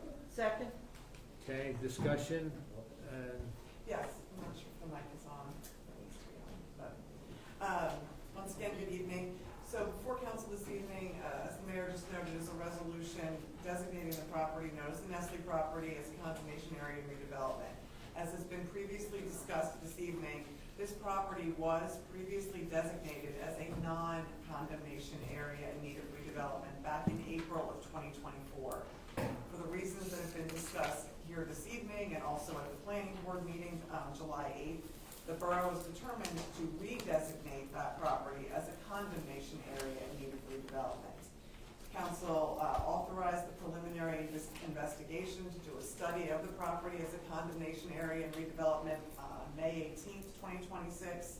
The borough planner, Beacon, prepared the preliminary investigation, which was presented at the planning board on July 8th at a public hearing as required by the redevelopment law. I would note that as noted, this property was previously designated as a non-condemnation area in need of redevelopment. It's for your consideration tonight as a condemnation area in redevelopment, an area in need of redevelopment. Under the redevelopment law, the criteria are the same. There is no higher burden if it's condemnation or non-condemnation. The difference is that the redevelopment law requires a municipality to go through the entire process all over again for notice purposes.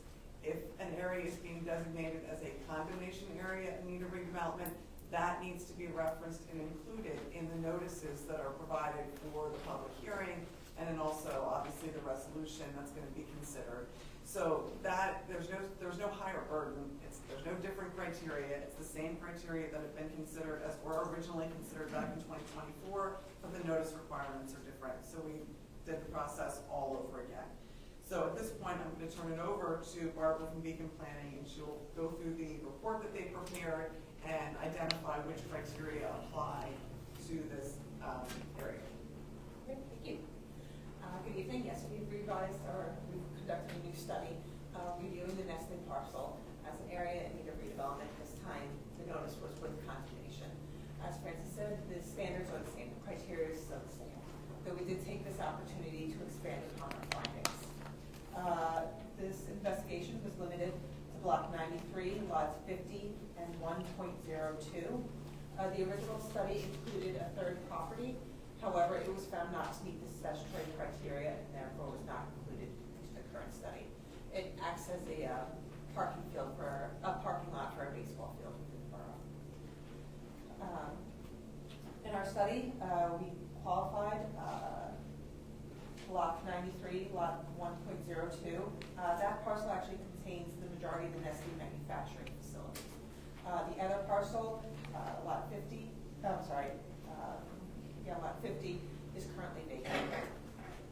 So for Lot 1.02, we qualified it under criterion B, which says the discontinuance of the use of a building or buildings previously used for commercial, retail, shopping malls or plazas, office building, manufacturing or industrial purposes, the abandonment of such buildings or buildings, significant vacancies of such building or buildings for at least 2 consecutive years, or the same being allowed to fall into so great a state of disrepair as to be untenable. In this instance, the Nestle facility has now been vacant for a period of over 2 years, and so it would meet the statutory criteria. We also qualified this parcel under criterion D, which says areas with buildings or improvements which, by reason of dilapidation, obsolescence, overcrowding, faulty arrangement or design, lack of ventilation, light and sanitary facilities, excessive land coverage, deleterious land use, or obsolete layout, or any combination of these or other factors are detrimental to the safety, health, morals, or welfare of the community. In this criteria, we reviewed the parcel in 2 manners. First, it was a Nestle facility meant for coffee. That's not necessarily a facility that's easily adoptable to another use. And so the building layout, such as low ceiling heights and such, would be an obsolete layout. Additionally, for detrimental to safety, health, morals, welfare, we know there are extensive environmental impacts associated with the site. And so, in order to incentivize remediation and redevelopment of the parcel, the borough is selected to go forward with a condemnation study. And in this instance, we would opine that this Nestle facility fulfills this criteria. previous parcels were also qualified under criterion H, which is the designation of the delineated area is consistent with smart growth planning and principles adopted pursuant to law or regulation. In this instance, the property is located, along existing improvements, existing right-of-ways. There's infrastructure available. It does present a great opportunity for investment in the community. With respect to Lot 50, we also know, per definitions of the State Development and Redevelopment Law, redevelopment area or an area in need of redevelopment means an area determined to be in need of redevelopment pursuant to sections 5 and 6 of PL 1992 C79,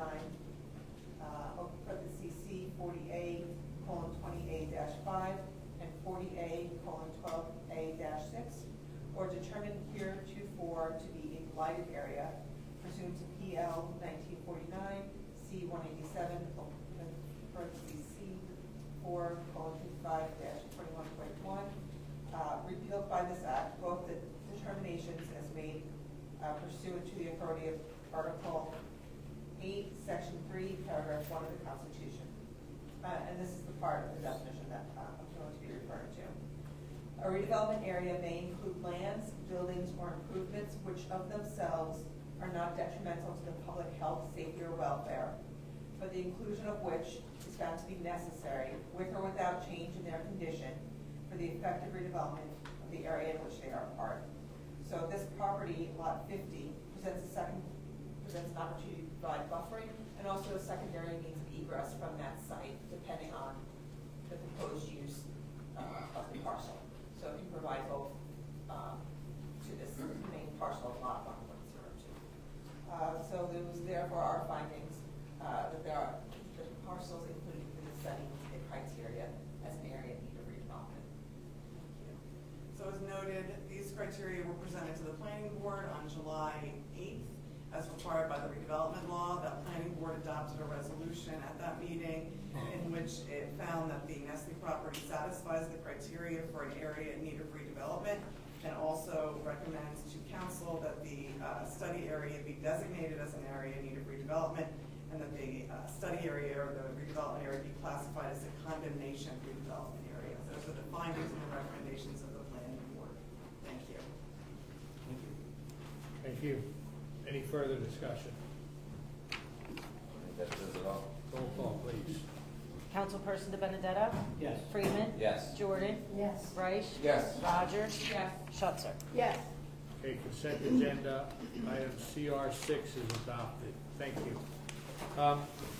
Just to reiterate and put this on the record, what we've done tonight regarding the Nestle property, okay, from no matter what you're gonna hear after this meeting. Item 6 that we just did, authorize condemnation of this property to hold Nestle's accountable. And item ordinance 2026/21 was an introduction not to allow data centers. So you're hearing it from here. So we did tonight. We said we were going to do it tonight. We did it. So thank you.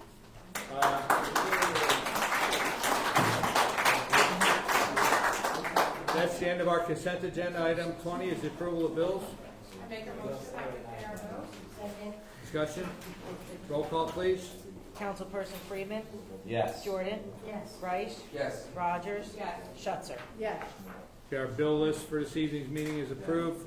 Item 21, under correspondence, we have a letter from Mayor Kevin Kane to the Honorable Scott Turner, Secretary, U.S. Department of Housing and Urban Development, opposing HUD's proposed rule change.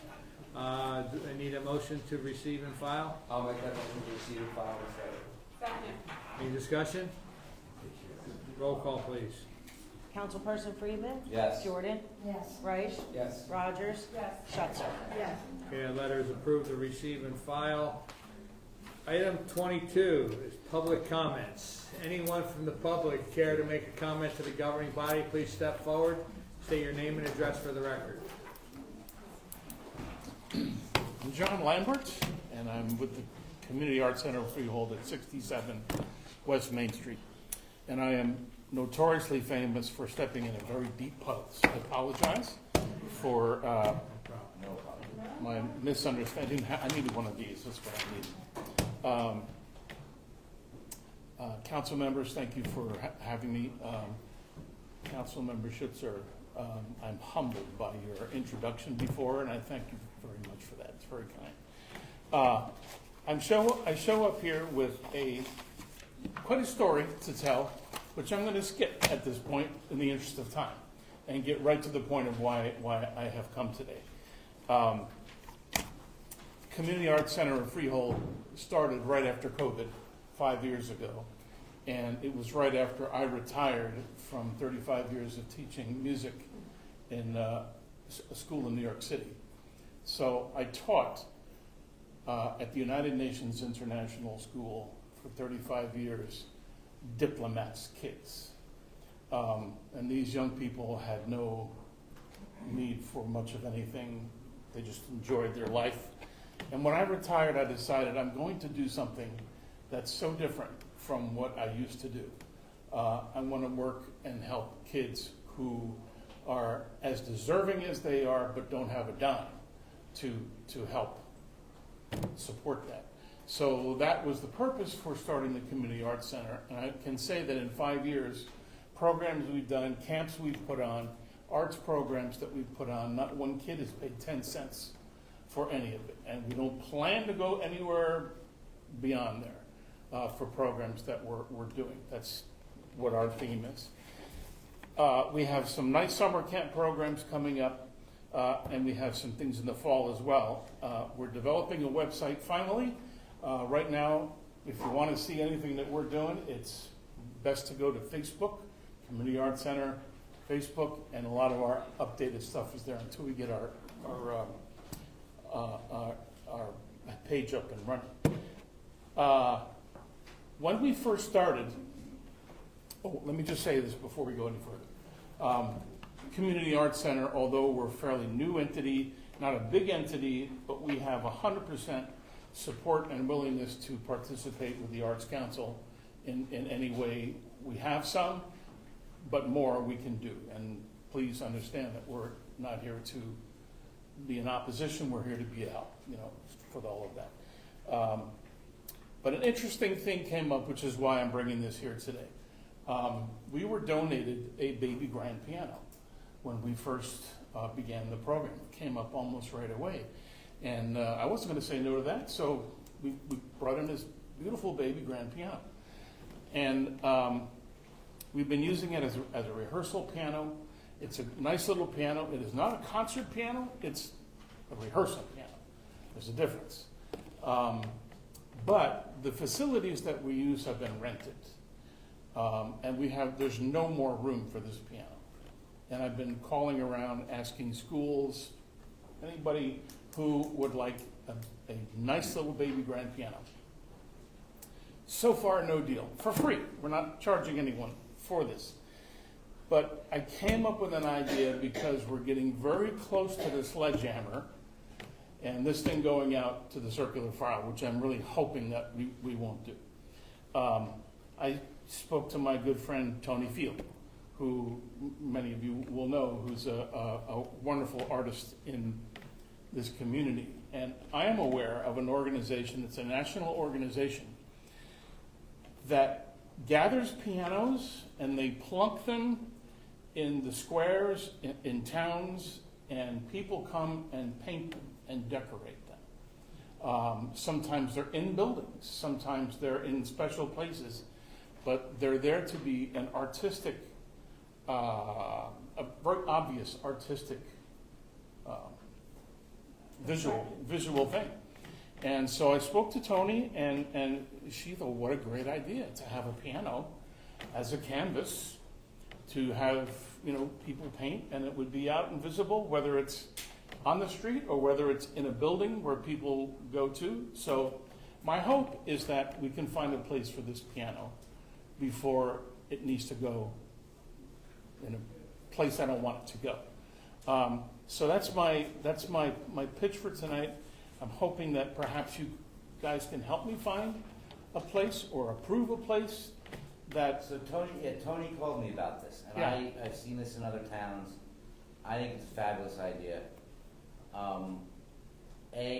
I don't know where we can store the piano in interim times, But I also, as I said to Tony, I think they needed to come here, because if it's just gonna go out like at the gazebo for a day or two, or, you know, we're gonna need some logistics and other things to help make this happen, but I think conceptually it's a very cool idea, and if we can somehow make it work, I would love to help them do that.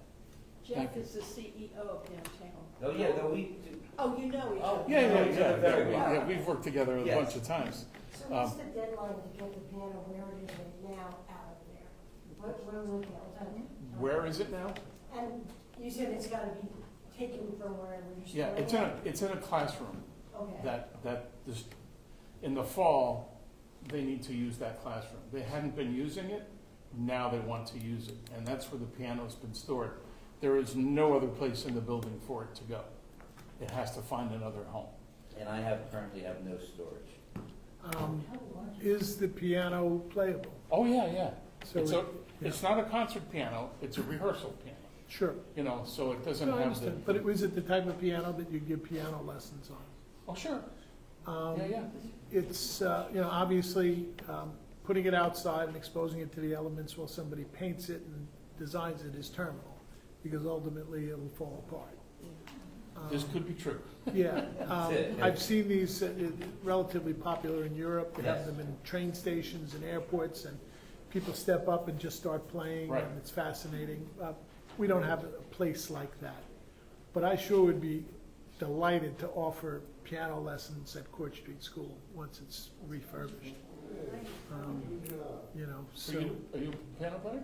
No, I'm not. I wish I were. Oh, I I'd thought love that's to what you were learn. saying. I have a house full of instruments I can't play. I can but- relate to that. I Yeah, think it's a great idea. yeah, So, and long story we'll- short, if we find a spot for now. Yeah, for now. That Yeah, we can do it. would be the perfect Yeah, we'll look on Friday, but, Is that a storage room or a public space? no, it's gonna be a great public Okay. space. It's a former school, That's great. school. Okay. Do you teach piano lessons? I don't, but we can. Well, find me someone to teach piano lessons. Okay. Yeah, we'll figure it out. So you could just communicate with our administrator and. I Can we think speak can about figure- this I think we like can Sure. figure this later or out. something? Yeah, I'm sure there's a lot I of mean, people here. not so- today, later, another time. This week. Okay, Okay. let's make it a point. Great. So My- Steve, can you bring, we just planned this evening on our agenda, we're expanding our recreation department, so maybe you can bring Sasha in on this as Sure. well, we could run this program for recreation. Just as a point of order, that's gonna be the focal point of all of the activities that we do, so that we're not stepping on each other. We have a lot of people doing a lot of good things. We wanna coordinate them through one central office, and that's gonna be Sasha. So, Should I reach out to Sasha? do me a favor, you go on our webpage, Department of Administration. Okay. My phone number's there. Call us, come on in, let's talk about how we make this happen, That sounds great. okay? Perfect. Thank you so much. No doubt, thank you. Problem solved, I think. There you go. Thanks, everyone. I appreciate your time. Have a good night. Thanks. Yep. Hello, everybody. My name is Yolanda Curry, 54 Bond Street. I wanted to address this to Rice, Councilman Rice. Now, when I first moved down to Freedom, I was living up north. I used to do a lot of volunteering. First of all, I want to thank you for recognizing us veterans. And I am the only female that the sign is up. So far. We got many more, believe me. But anyway, what I wanted to say to you, when I first moved down here, I was looking for a place to volunteer for seniors. And I don't know if y'all remember, oh, y'all do, I don't. DL, it was a nursing home called DL. Called what? DL, the one that was over there by, Oh, the JL Montgomery. Oh, JL. See, Montgomery. yeah, thank you very much. And what I did, I've written a proposal, and I presented it to the lady there. And the proposal was stated to teach people to reach people. It was senior citizens who didn't have families. And we had volunteers. I didn't have that many, but I was looking for volunteers to go talk to some of these seniors who didn't have families. They would walk with them, they go outside and smoke a cigarette, they did whatever they did.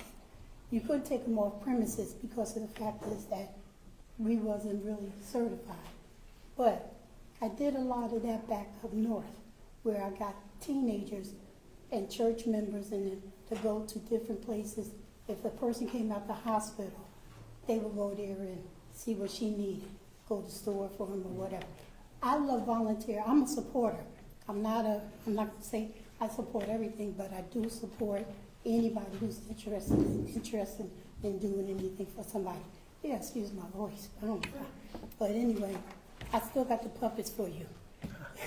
But it's a good program. If I can get more kids involved in your program, because see, right now I advocate for people who commit suicide, people who are homeless, veterans, and civilians.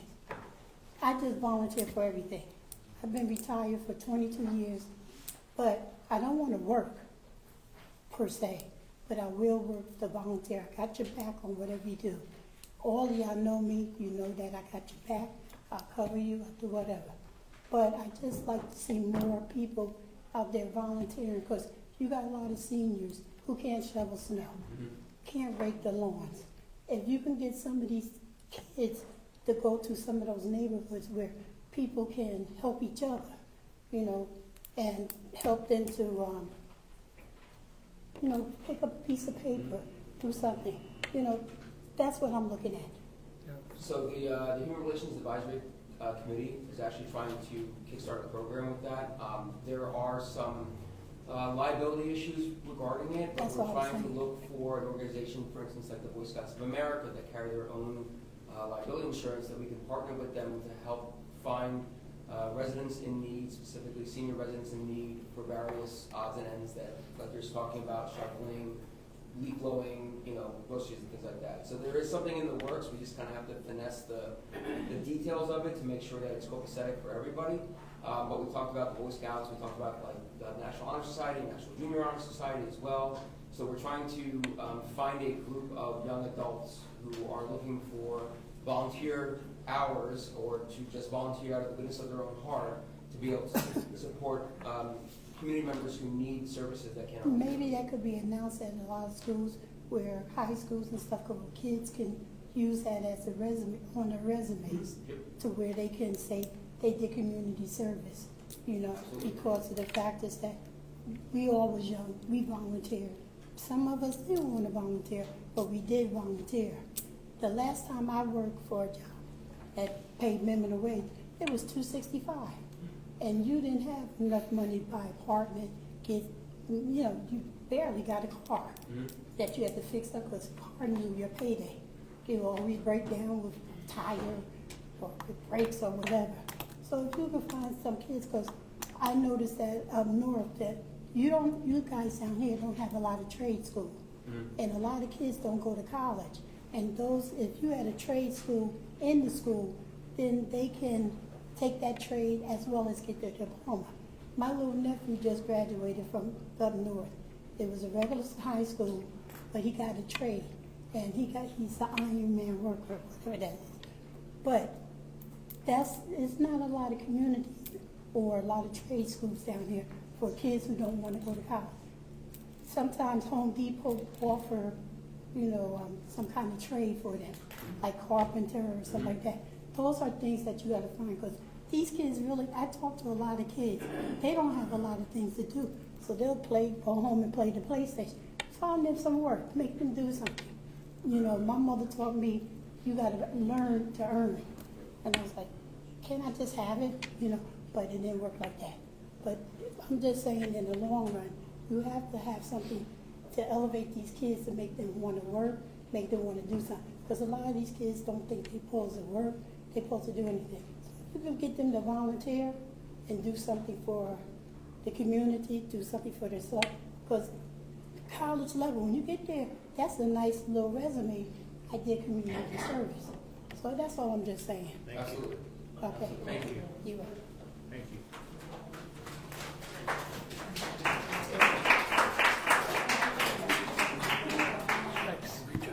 To be sure.